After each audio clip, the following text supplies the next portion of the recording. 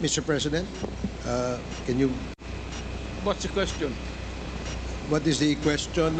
Can you repeat the question? Mr. Chair, sinabi niya po na full responsibility. So, Mr. Chair, totoo ba yan? Correct. Very correct.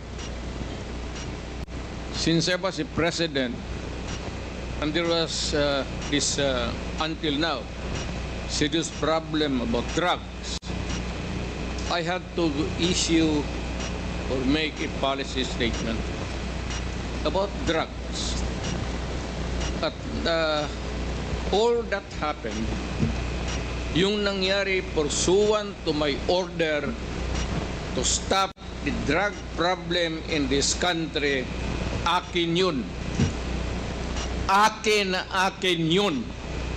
Ako ang nagbigay ng order kasi ginawa nila illegal or legal, akin yun.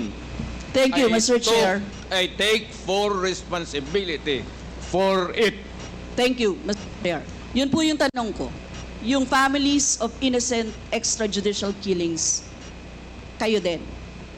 File the case in court. Mr. Walang Chair. problema. Nandiyan ang korte. Yes, Mr. Chair. Second question ko. Responsable kayo kasi polisiyan nyo yon.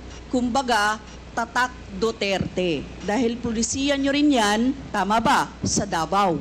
Nung nasa Davao pa kayo. Tama ba na tawagin po itong Davao model or Davao style? Mr. Chair? I cannot control the semantics. Mr. Chair, yes or no? Davao style. Do not ask me to answer yes or no. You are not an investigator.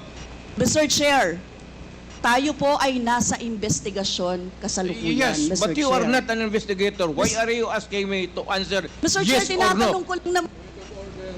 Chair, point of Session order. suspended.